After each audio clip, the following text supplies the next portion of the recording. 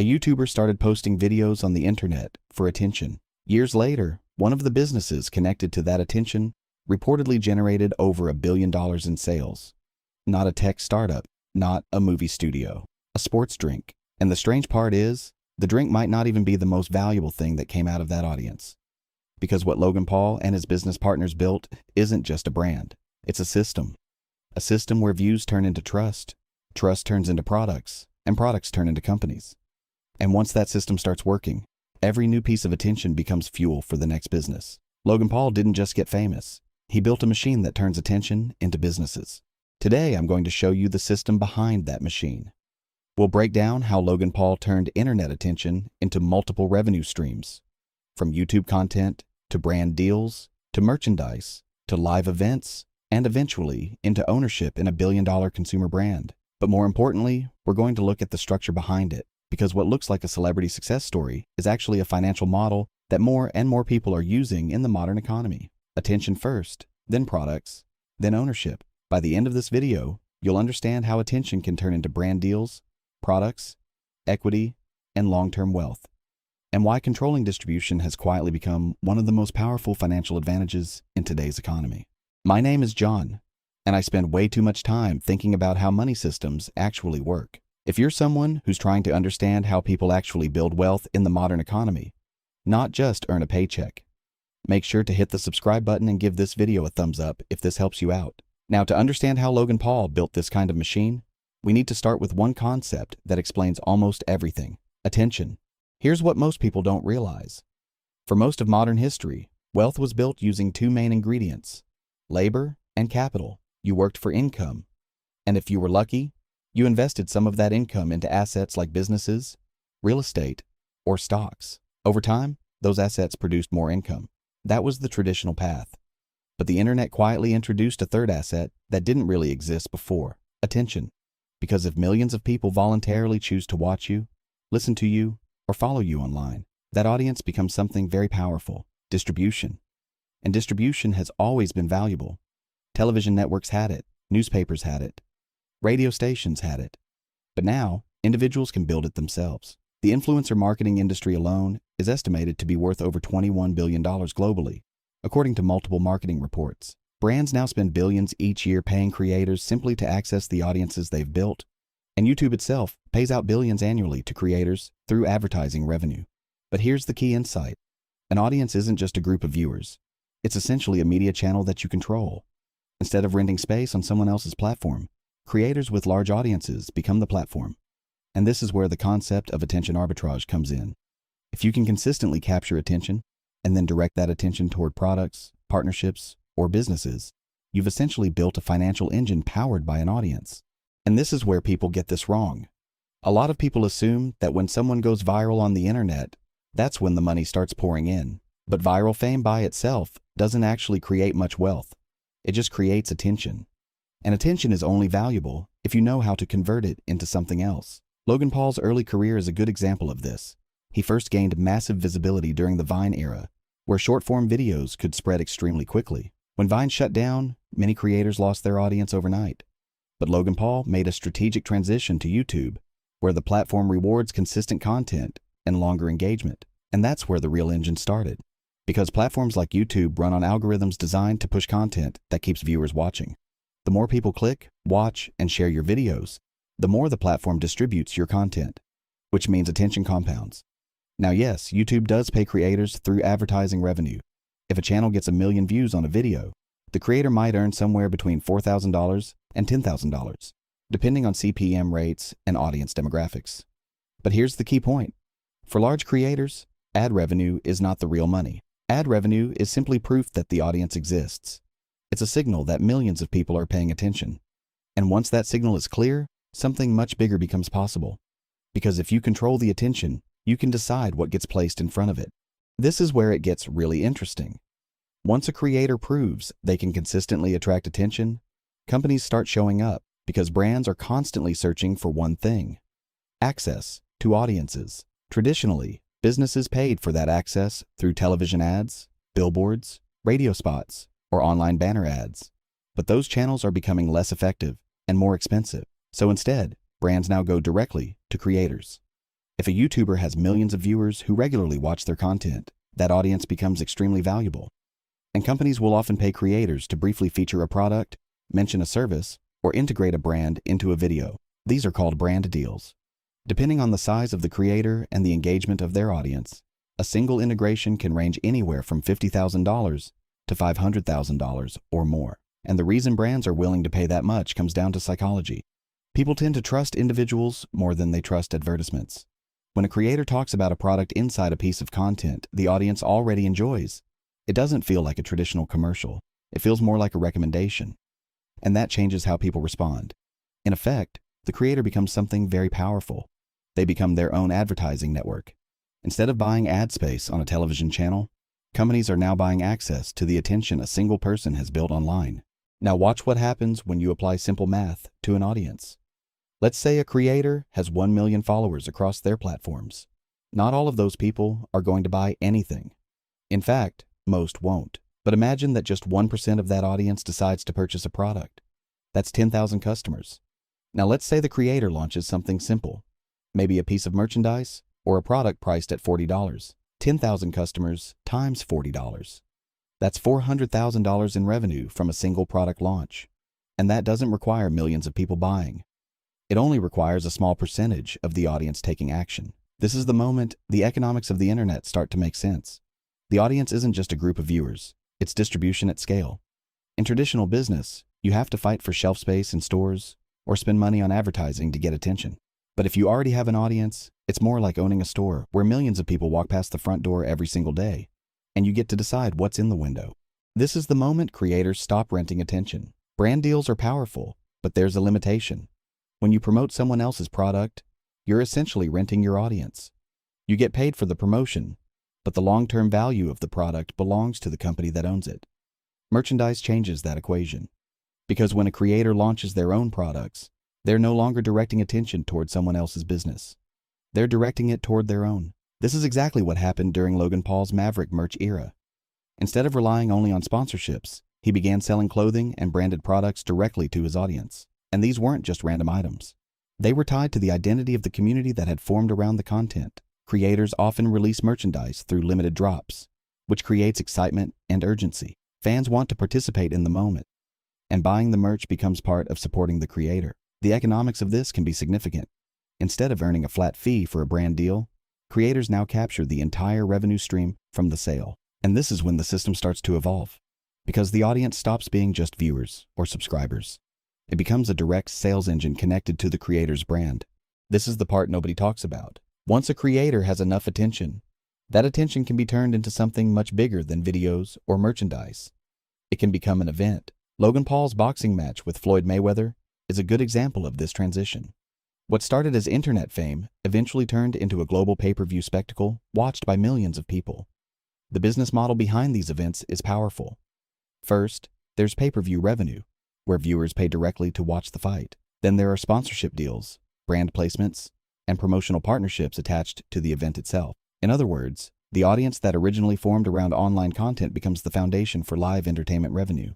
And when attention reaches that level, the scale changes dramatically. Because now the creator isn't just producing videos, they're producing moments. Spectacle multiplies attention. A major event generates headlines, social media clips, reactions, and conversations that spread across the internet. And all of that additional attention feeds back into the system, growing the audience even more. Let's step back for a second, because to really understand why this model is so powerful, it helps to compare it with the traditional way most people earn money. In the standard career path, income is tied directly to time and labor. You get a job, you earn a salary. Maybe that salary increases slowly over time. For example, imagine someone earning $70,000 per year. If their salary grows at about 3% annually, which is roughly in line with long-term wage growth reported by the Bureau of Labor Statistics, their income increases gradually each year. That's not necessarily a bad system. It's stable, predictable, and it's how millions of people build their careers.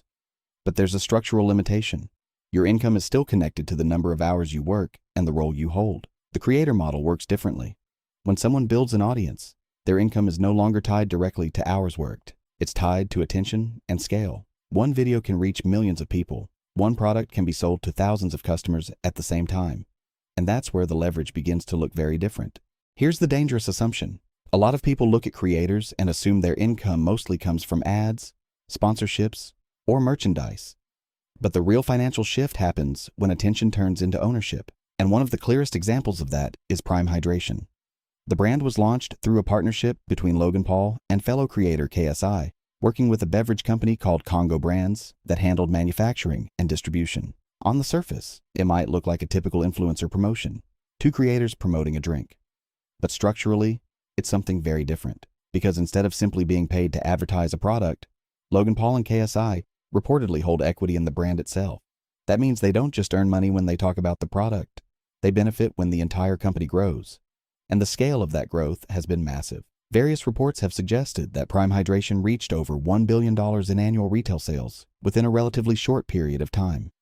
Now, retail sales and profit are very different numbers, but the point still matters. When creators attach their audience to a company they partly own, the financial upside becomes much larger. Because this is the difference between sponsorship income and equity income. Sponsorship income is transactional. You promote a product, you get paid, then the transaction ends. But equity works differently. If the brand grows, the value of your ownership grows with it, which means the attention that originally built the audience can eventually turn into ownership in a consumer brand. And that's when the system starts to look less like influencer marketing and more like entrepreneurship powered by distribution. And this is where the psychology becomes important. When people watch a creator regularly, whether it's on YouTube, podcasts, or social media, something interesting starts to happen. Over time, viewers begin to feel like they know that person. In psychology, this is often referred to as a parasocial relationship. It's a one-sided connection where the audience feels familiar with the creator, even though the creator doesn't personally know the individual viewer. But that sense of familiarity changes how people respond to recommendations. Multiple marketing studies have shown that consumers tend to trust recommendations from individuals significantly more than traditional advertisements. In fact, surveys like the Nielsen Trust in Advertising report consistently show that personal recommendations rank among the most trusted forms of marketing, and creators sit right in the middle of that dynamic. When a creator talks about a product, it often doesn't feel like an advertisement. It feels more like someone you follow sharing something they use or like. That's why conversion rates can be so much higher, because what creators are really monetizing isn't just attention. They're monetizing trust. And when that trust exists at scale, across millions of viewers, it becomes an incredibly powerful economic asset. Now, this is where the system becomes powerful, because once all of these pieces start working together, they create something that looks a lot like a flywheel. The creator produces content. That content attracts an audience. The audience supports a product or brand connected to the creator. That product then generates publicity, headlines, and social media conversation. And all of that attention feeds right back into the creator's content, bringing in even more viewers. Content leads to audience. Audience leads to products. Products create publicity. And publicity drives even more audience growth. Prime Hydration is a good example of this flywheel in action. When the drink launched, clips of people lining up at stores, trying the product, or reacting to it spread quickly across social media.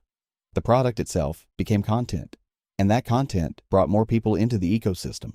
At that point, growth becomes self-reinforcing. Each new piece of attention helps generate the next one.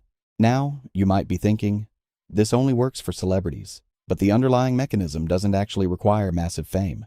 What matters is having an audience that pays attention to you consistently, even if that audience is relatively small. There are thousands of niche creators who build entire businesses around very specific topics: fitness, investing, woodworking, cooking, technology, education. Their audiences might be smaller, but they're often highly engaged. Now, you might also be thinking, you need millions of followers for this to work. But that's not necessarily true either. There's a concept often discussed in the creator economy called 1,000 true fans. The idea is simple.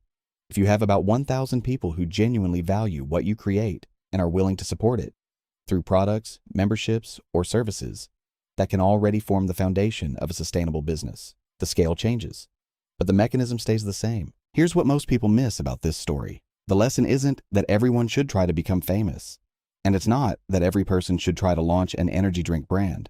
The real lesson is much simpler. Control distribution. For most of history, distribution was controlled by large institutions. Television networks decided what people watched. Newspapers decided what stories were seen. Record labels controlled which artists reached audiences. Today, that system has changed. Individuals can now build distribution channels on their own. A YouTube channel, a podcast, a newsletter. a community around a specific interest. Each of these platforms represents a direct connection between a creator and an audience. And once that connection exists, opportunities begin to appear. Products can be launched. Partnerships can form. Businesses can grow, because distribution creates leverage. When you control how attention flows, you also gain influence over what that attention eventually supports. So what can someone actually take from this? Here are a few practical ideas that come out of this model. First, build distribution before worrying about monetization. Whether it's a YouTube channel, a newsletter, a podcast, or a niche community, the audience is the foundation. Without attention, there's nothing to monetize. Second, monetize in layers. Many creators start with ads or sponsorships, but the real leverage often comes later, through products, services, or equity in businesses connected to the audience. Third, focus on trust. Audiences respond much better to creators who are consistent and authentic. If the relationship feels genuine, people are far more likely to support what you build. Fourth, try to own something. That could be a product, a service, or a business connected to the audience. Ownership creates long-term upside. And finally, track leverage. Pay attention to how your audience grows over time and how that growth translates into opportunity. Now imagine looking at the economy 10 or 20 years from now. There are probably two broad paths most people will find themselves on. One path is competing for opportunities, jobs, promotions, positions inside organizations. The other path is owning some form of distribution, a channel, an audience, a platform where people choose to pay attention to what you create. Because in an economy increasingly driven by information and media, the people who control attention often end up influencing what products, ideas, and businesses succeed. And over time, that kind of leverage can quietly change the trajectory of someone's financial future. I'm curious about something. If you were going to build an audience today, what platform would you choose? Would it be YouTube, a newsletter, a podcast, or something else entirely? Comment below and let me know. And if you want, you can also share what topic you'd build that audience around. I'm not a financial advisor. This video is for educational purposes only. Always do your own research and make financial decisions based on your individual situation.